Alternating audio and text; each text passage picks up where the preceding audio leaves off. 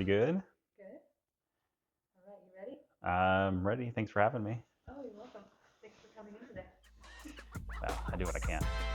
Let's get into your early life of childhood. What was your childhood like? What was my childhood like?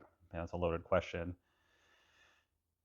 It was a mixed bag of happiness and sadness and fear and everything in between.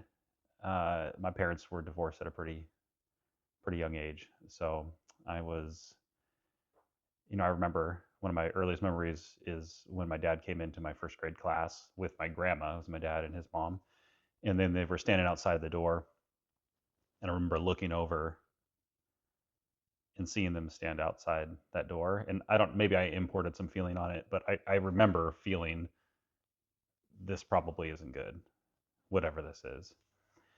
Did you what happened that day that your dad and grandma were outside your classroom? That was the day that they told me that my dad told me they were divorcing and sort of explained what that meant to whatever degree I could understand it at that point. But I don't remember much past that. I just have that one memory of being in an old classroom. I can't remember what school I was at. I think I was at McMicken Heights, first grade. First grade, yeah, McMicken Heights, and I think so. Don't quote me on that. I can't remember all the schools. I went to so many different schools, but I believe that was at McMicken Heights, and I remember, the older desks that you used to have to like sit in that had the arm rest. These were small though because we're like kids, right? But it was like kind of a smaller desk, and the floor was all that wood, old wood floor, polished and shined up, and it had that old school sort of smell. That's that's all that I remember from it. Where did you grow up? I mean, people ask me this question. I never know how to answer it because they're like, "Did you grow up in this area?" And if they're talking about the Pacific Northwest, then yeah. I mean, I've lived here basically my entire life, and I was born in Burien at a place called Highline Hospital. I think it's changed names at this point, but Highline Hospital is where I was born. We lived in Burien. We in that Burien White Center area, and then slowly we moved further and further south.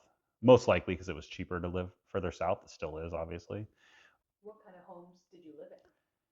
Mostly apartments. So my family never owned a home. My immediate family, meaning my mom and my dad. The earliest place that I can remember was we lived in this penthouse, and these I actually have really good memories of this place. So it was, and mostly my brother and I, but we lived in this penthouse that I believe it's an apartment building that's still there off of First Avenue in Burien. I want to say it's off First Avenue. Anyways, it was the top floor of this maybe fourplex apartment complex, 4-story apartment complex, and we had like this outdoor deck area that was covered in sort of this plastic, um, sort of like this plastic. I don't even know what you'd call it, but like a mat, plastic mat thing. I remember there is one story that I have, and it was my brother and I, and we were taking that green stuff, and we were like breaking it off and just tossing it over the fence because there was a fence, and then it went down to the back of the apartments, and there was some grass down there, and we got in so much trouble. My dad was so pissed.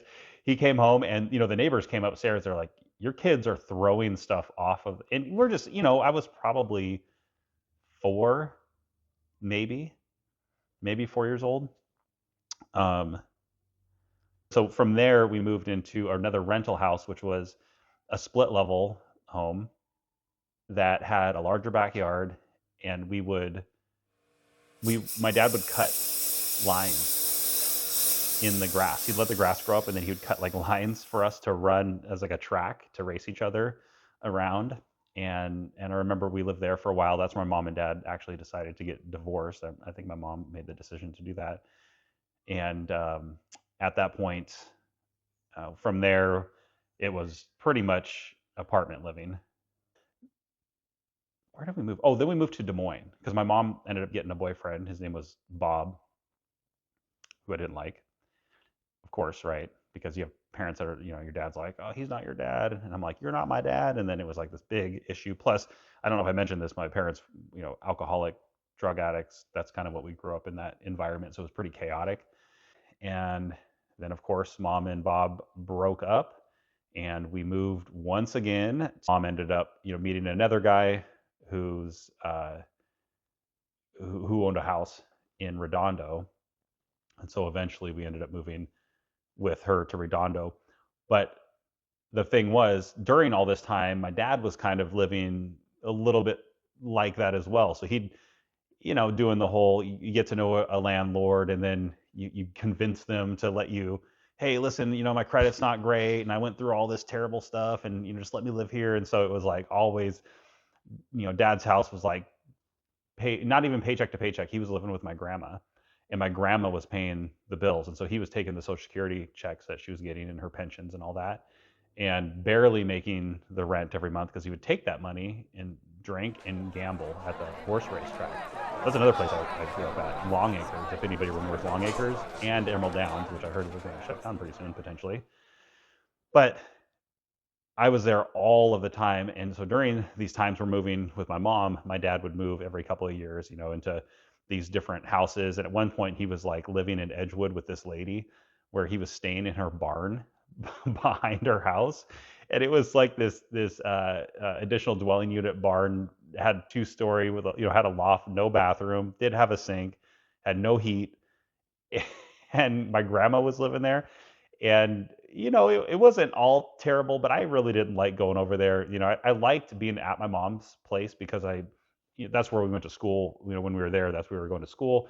That was our kind of typical life, was built around where that was. And then when we go visit my dad, it was like it was really far out of the way to go visit him.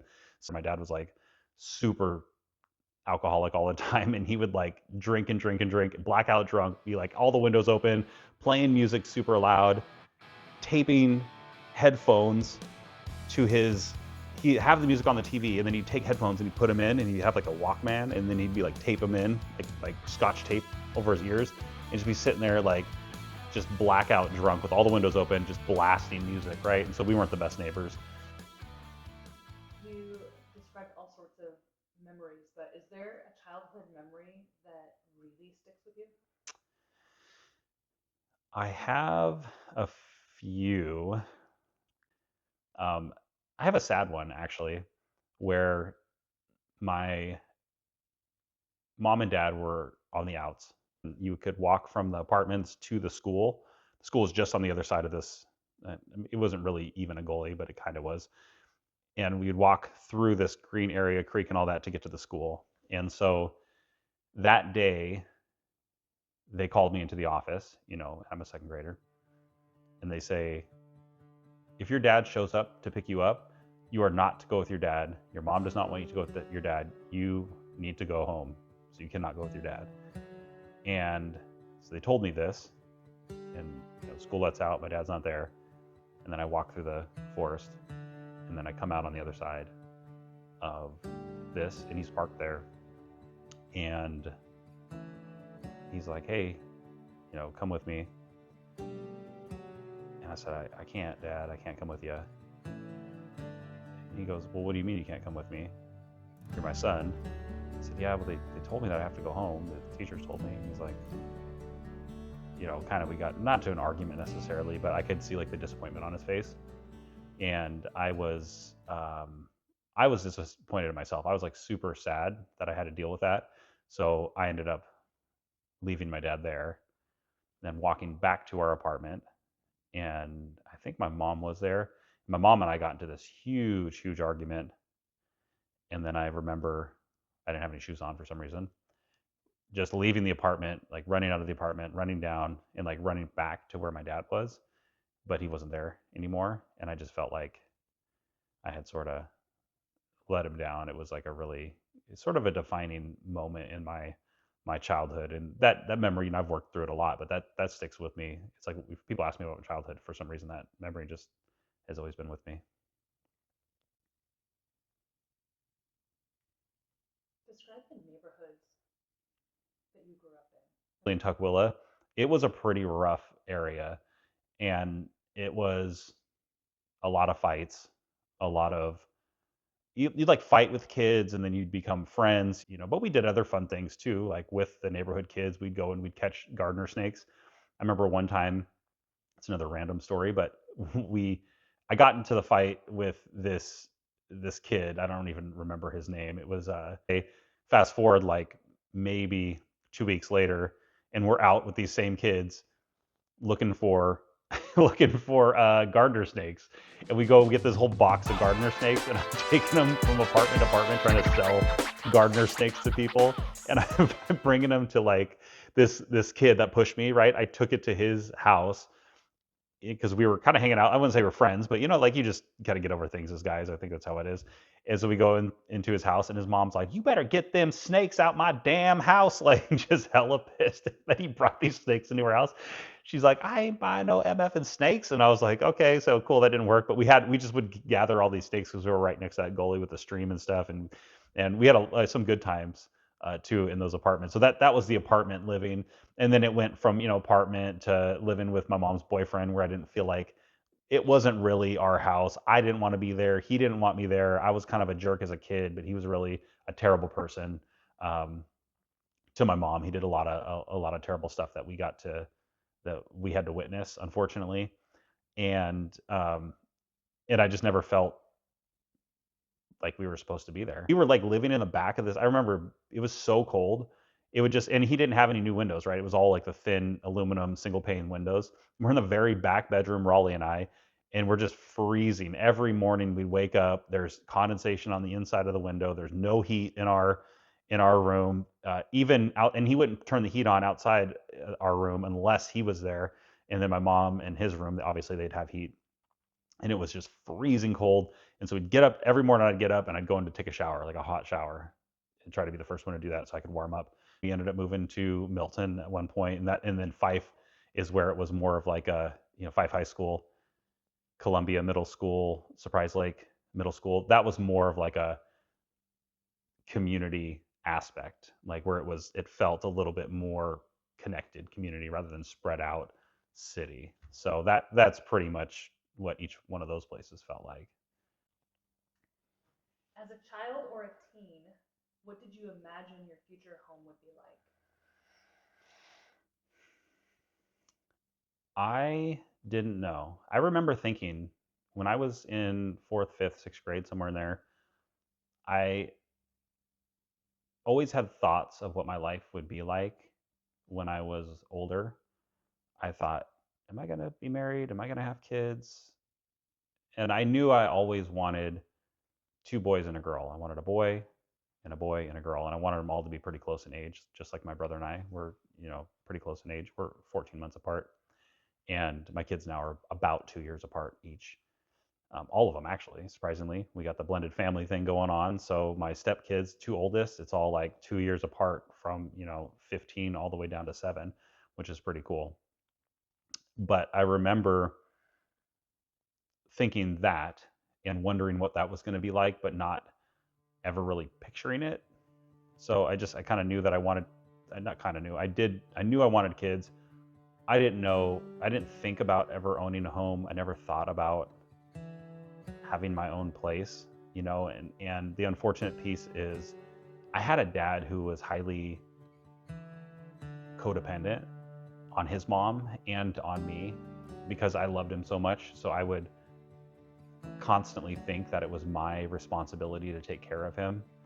And so I think part of my unfortunate mindset was that I was going to have to take care of this guy for the rest of his life, that it was just my responsibility. I just always thought that.